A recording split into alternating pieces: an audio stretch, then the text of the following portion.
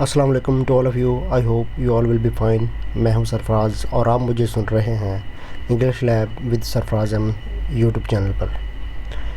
और आप मुझे सुन रहे हैं English with Sarfaraz Ahmed YouTube channel पर। अगर आप उर्दू से आसान इंग्लिश सीखना चाहते हैं तो मेरे चैनल को सब्सक्राइब कीजिएगा और बेल के बटन को प्रेस कीजिएगा ताकि मेरी नई आने वाली हर वीडियो का नोटिफिकेशन आपको आसानी से मिल सके। चले जी आए आज का लेक्चर स्टार्ट करते हैं। आज हम सीखेंगे हैज़ और हैव। सिंपल हैज़ और हैव का इस्तेमाल। हैज़ और हैव को हम प्रेजेंट में इस्तेमाल करते हैं जब हमने किसी चीज़ की मलकियत को ज़ाहिर करना हो, किसी चीज़ की प्रॉपर्टी को ज़ाहिर करना हो, तो हैज़ और हैव को प्रेजेंट में इस्तेमाल करते हैं और हैड को पास्ट में इस्तेमाल करते हैं। आइए अब इनको चंद एग्जाम्पल्स से देखते हैं। हैज़ किन के साथ लगता है? He, she, it are singular noun, तो इनके साथ हैज़ लगेगा। और I, we, you, they are plural noun, तो इनके साथ हैव लगेगा। I hope so you have got it which I want to explain. Okay, go ahead. Had is used in past. Had को हम पास्ट में किसी चीज़ की मिल्कियत को ज़ाहिर करने के लिए इस्तेमाल करते हैं। We, you, she, it, they singular are plural noun, तो इनके साथ अगर पास्ट में किसी चीज़ की मिल्कियत को ज़ाहिर करना है तो इनके सब के साथ हैड लगेगा। चाहे फाइल सिंगुलर हो, प्लूरल हो, या सब्जेक्ट सिंगुलर हो या प्लूरल हो, तो सब के साथ ही हैड लगेगा पास में किसी चीज़ की मिल्कियत को ज़ाहिर करने के लिए। मेरे पास एक कार है। I have a car. मेरे पास एक कार है। I have a car. उसके पास एक बहुत प्यारा बिल्ली का बच्चा है। He has a beautiful kitten. उसके पास एक बहुत प्यारा बिल्ली का बच्चा है। He has a beautiful kitten. उसके पास एक कुत्ता है। He has a dog. उसके पास एक कुत्ता है। He has a dog. तुम्हारे पास सोने की एक घड़ी है। You have a golden watch. तुम्हारे पास सोने की एक घड़ी है। You have a golden watch. इनके पास एक कलम है। They have a pen. इनके पास एक कलम है। They have a pen. मेरे पास बहुत वक़्त है। I have much time. मेरे पास बहुत वक़्त है। I have much time. आप इस तरह भी कह सकते हैं आई हैव अनफ टाइम। मेरे पास बहुत वक़्त है। I have enough time. हमारे पास रेल की टिकटें हैं। We have trains tickets. हमारे पास रेल की टिकटें हैं। We have trains tickets. We have trains tickets. आप यहाँ पे बस लगा सकते हैं, एरोप्लेन लगा सकते हैं, कार लगा सकते हैं। मतलब आप अपनी सिचुएशन के हिसाब से सेंटेंस को एडजस्ट कर सकते हैं। स्ट्रक्चर इसका सेम रहेगा। जस्ट ट्रेन की जगह पे बस आ जाएगा, एरोप्लेन आ जाएगा, या मतलब दूसरा जो बहरी जहाज़ है उसमें भी आप उसको भी यहाँ पे पुट कर सकते हैं अकॉर्डिंग टू योर सिचुएशन। उसके पास बहुत ज़्यादा रकम है। He has a lot of money. उसके पास बहुत ज़्यादा रकम है। He has a lot of money.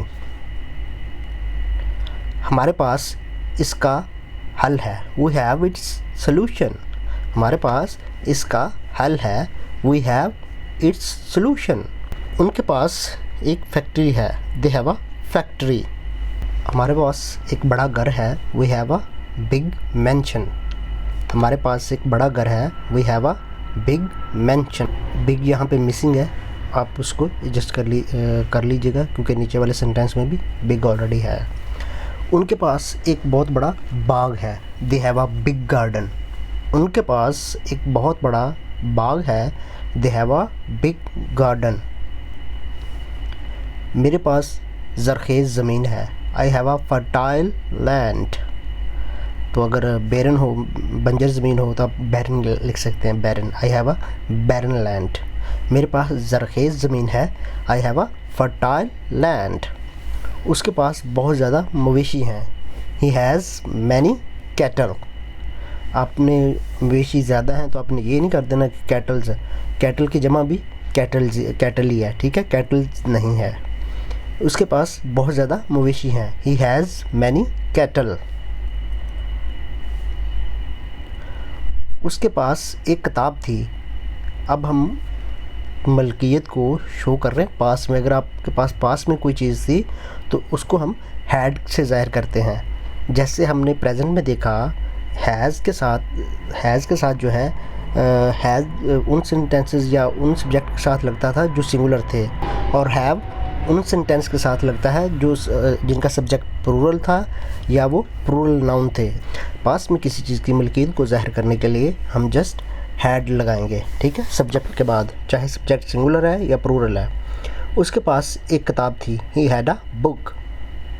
उसके पास एक किताब थी। He had a book.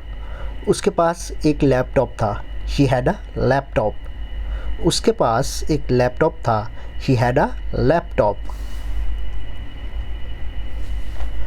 उनके पास मकई के खेत थे। They had corn field. उनके पास मकई के खेत थे। They had corn field. तुम्हारे पास एक फार्म हाउस था।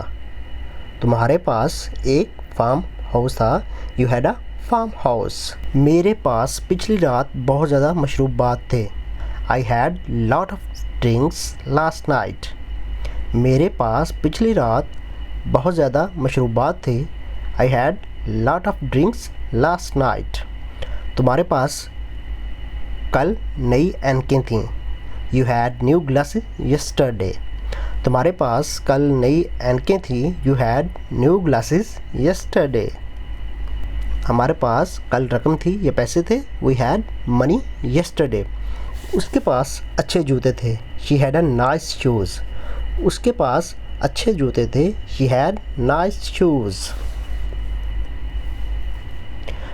मेरे पास एक कार होगी। I will have a car. मेरे पास एक कार होगी। अगर हम फ्यूचर में किसी चीज़ को मलकियत को ज़ाहिर करना है या पॉसिबिलिटी को ज़ाहिर करना है तो हम इस तरह सेंटेंस बना सकते हैं। मेरे पास एक कार होगी। I will have a car. हमारे पास एक नया स्कूटर होगा। We will have a new scooter. हमारे पास एक नया स्कूटर होगा। We will have a new scooter. अब देखते हैं कि नेगेटिव सेंटेंस कैसे बनते हैं। उसके पास गाड़ी नहीं है। He doesn't have a car. उसके पास एक घड़ी नहीं है। He doesn't have a watch. उसके पास एक घड़ी नहीं है। He doesn't have a watch. तो हमने यहाँ पे हेल्पिंग वर्ब डजंट लगाना है तो हमारा सेंटेंस बन जाएगा। उसके पास अच्छा लिबास नहीं है। She doesn't have a good outfit. या आप ड्रेस भी कह सकते हैं। आउटफिट एक जदीद वर्ड है तो आप ड्रेस की जगह पे आउटफिट ही इस्तेमाल कीजिएगा। उसके पास अच्छा लिबास नहीं है। She doesn't have a good outfit. हमारे पास एक बड़ा घर नहीं है। We don't have a mansion. हमारे पास एक बड़ा घर नहीं है। We don't have a mansion. They don't have a big garden. तुम्हारे पास एक कीमती किताब नहीं है। You don't have a precious book. तुम्हारे पास एक कीमती किताब नहीं है।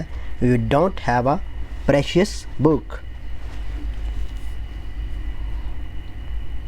मेरे पास अच्छा लिबास नहीं था। I did not have a good outfit. अब हम पास्ट की बात कर रहे हैं। ऑलरेडी सेकंड फॉर्म है तो सेकंड फॉर्म के बाद सेकंड फॉर्म नहीं लगती।